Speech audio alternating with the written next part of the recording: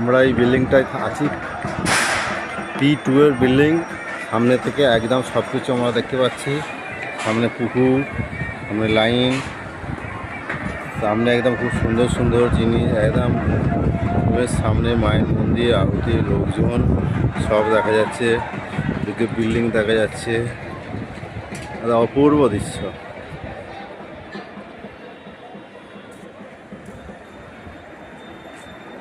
সব দেখতে পাচ্ছি। খুব সুন্দর সুন্দর অদ্ভুত জিনিস।